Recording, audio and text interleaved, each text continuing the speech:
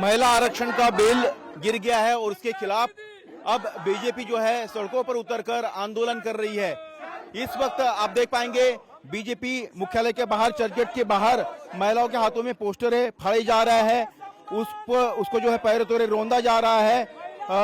जो विपक्षी नेताओं के पोस्टर है उनका यहाँ पर निषेध व्यक्त किया जा रहा है कि उन्होंने इस बिल को जो है पास नहीं होने दिया। बड़ी संख्या में हिंदू हो, मुस्लिम हो, सभी तरह की महिलाएं इसमें शामिल है और लगातार नारेबाजी की जा रही है महिलाओं के सम्मान में। बीजेपी मैदान में कुछ महिलाएं भी हैं, उनसे हम बात करेंगे, उनसे हम जानना चाहेंगे कि वो क्या कहना चाहती है। जो बिल गिर गया उसको लेकर आपका क्या कहना है? बहुत दुख हुआ ये बात सुनकर हमें कि औरत के हक के लिए खड़े होना चाहिए लोगों को, लेकिन हम लोगों को और पीछे किया जा रहा है। बस वुमेन एम्पावरमेंट की बात हो रही है, बट वुमेन को पावर देना बिल्कुल सही नहीं समझ रहे।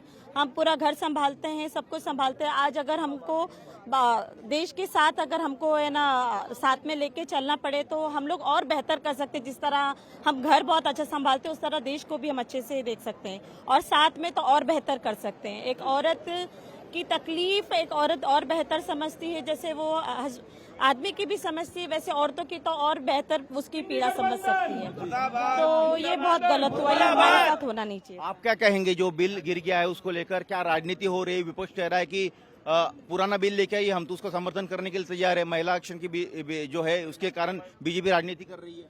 नहीं, राजनीति नहीं कर रही, गुस्सा है इसलिए तो प्रदर्शन कर रहे ना। होना चाहिए, बिल पास होना चाहिए। आप क्या कहेंगे? हम ये कहना चाहेंगे कि आज ये वसीम भाई के नेतृत्व में अल्पसंख्यक मोर्चा का प्रोग्राम मुंबई के अंदर रखा गया है। महिलाओं को जो आरक्षण मिलना चाहिए था कल 33%, वो जो विपक्षी गठबंधन है, चाहे वो कांग्रेस हो, एनसीपी के लोग हो, उबाटा के लोग हो, तृणमूल कांग्रेस हो, समाजवादी हो, इन्होंने विरोध किया।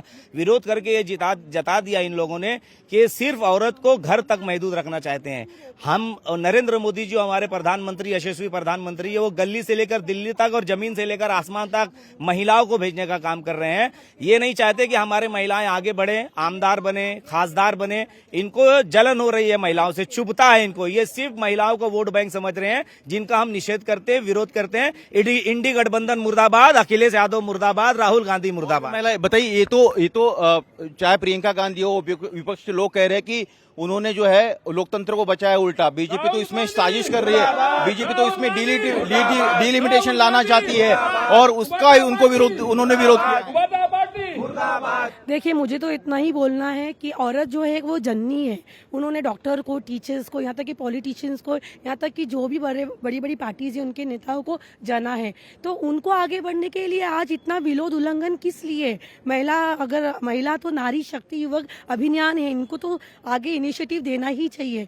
तो मुझे फिर भी इतनी उम्मीद है कि हर अच्छी चीज के लिए कहीं ना कहीं negativity we have to face, और हम फेस करते हैं, लेकिन उसके बाद में we will get the positive result. और महिला जो है वो जरूर इसमें उनको आने वाले दिनों में भविष्य में बिल पास होगा।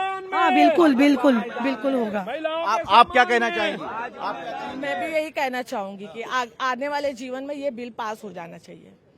लेकिन विपक्ष कह रहा है तो इसके आड़ में तो बीजेपी राजनीति करती है, तो अपने सीटें बढ़ाने के लिए ये बिल को लेकर आई है। हम उनका विरोध महिला बिल को नहीं है। राजनीति तो वो भी कर रहे हैं, वो अपनी सीट बढ़ाने की कोशिश कर रहे हैं, इसलिए वो ये सब साजिशें कर रहे हैं। ठीक है, उनको जवाब कैसे देंगे?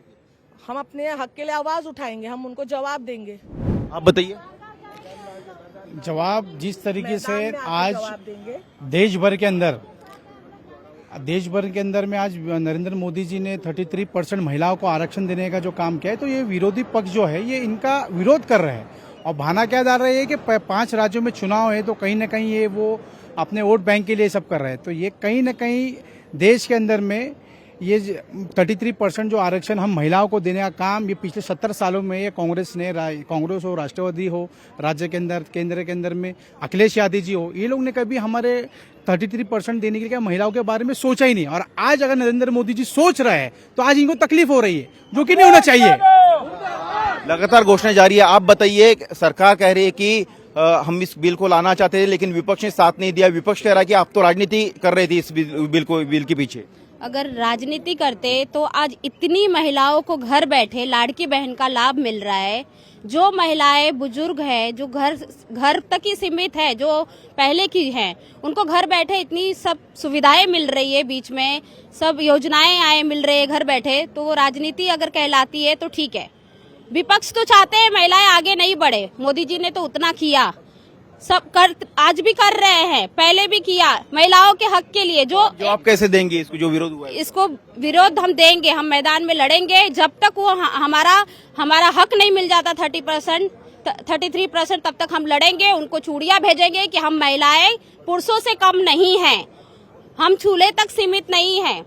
वो चाहते हैं कि चूल्हे तक सीमित हो। शायद वो भूल गए हैं कि एक झांसी की रानी थी जो मुगलों को भगाई थी अकेले। हमने लोकतंत्र को बचाया, कल जश्न बिल गिरने के बाद जश्न नहीं मनाया, उल्टा लोकतंत्र को बचाया।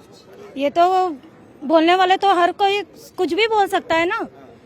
अगर वो इतना करते तो यहाँ पे हम लोग हमारे जो सर है इतना हमें लड़ने के लिए नहीं खड़े होते ना हमारे साथ में।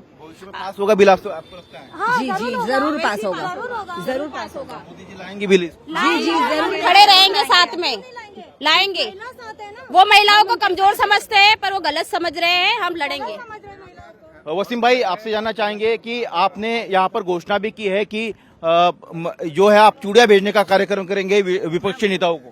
देखिए कहा है जो बिल गिरने के बाद इतनी शॉर्ट नोटिस पे इतनी बड़ी संख्या में मुंबई जैसे शहर में महिलाओं का इकट्ठा होना इस बात का जीता जागता सबूत है कि कल विपक्ष पार्टियों ने बहुत बड़ी गलती कर दी है। आने वाले दिनों में वो बहुत बड़े पैमाने पे महिलाओं का विरोध झेलेंगे। आज हमारी बहनें यहाँ पे इतने बड़े पैमाने पर इकट्ठा हुई अपना हक मानने के लिए, और आज भी उन्होंने मोदी जी को धन्यवाद कहा है कि उन्हें मोदी जी पे भरोसा है कि मोदी जी हमारी ताकत को बिल्कुल कम होने नहीं देंगे। से आंदोलन को आगे लेके जाएंगे। अभी ये देखिए, अभी हमने ये तय किया है कि हमारे मोहल्ले में जाकर जो महिलाएं घर में रहती हैं, जो महिलाएं हैं, उनको जागरूक करेंगे कि देखिए किस तरह से वो इंडी गठबंधन के लोग हमारे हक को छीन लिया, किस तरह से उन्होंने हमको ये उनकी मानसिकता है कि महिलाएं घर की चार दीवारी में कैद रहें, बाहर ना जाएं। और इसको और तीव्र करने के लिए और बड़े पैमाने पर विरोध करने के लिए हम 10 मई को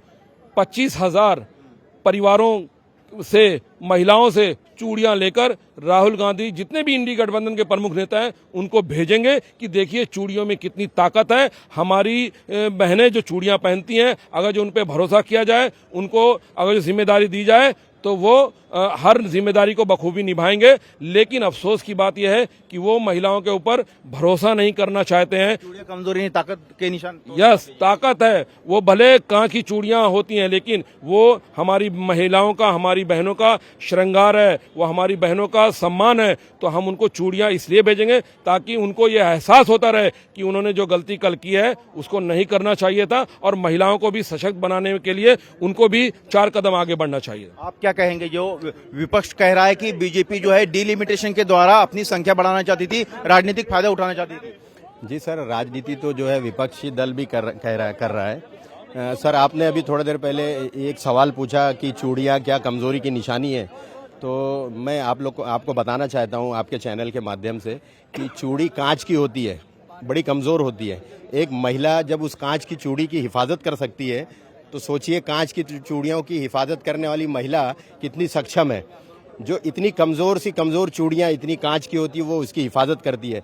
तो उसके अंदर इतनी क्षमता है, ऐसी चूड़ियां जो कांच की होती है उसकी हिफाजत कर सकती है, तो देश की उन्नति, देश के विकास के लिए, देश की हिफाजत के लिए वो कितना कर सकती है। जैसे कि कुछ दिन पहले आप लोगों ने देखा होगा मिशन सिंदूर में पाकिस्तान की छाती पे चढ़ करके हमारी महिला बहन वहां पर जाकर के मिशन सिंदूर को कामयाब बना करके अपने आप को सेफ जो है हिंदुस्तान में आया। जैसे कि मैं आपके चैनल के माध्यम से ये कहना चाहूँगा कि हमारे देश की औरतें हमारे पुरुषों के साथ घर के विकास में भी हमारे साथ साथ है, हमारे कॉलेजों में भी, हमारे पुलिस के टीम में भी, फौज में भी, हर एक फील्ड में हमारी औरतें हमारे साथ साथ है। तो लोकसभा में, राज्यसभा में, हर जगह हमारी औरतें क्यों ना वहां पर आए।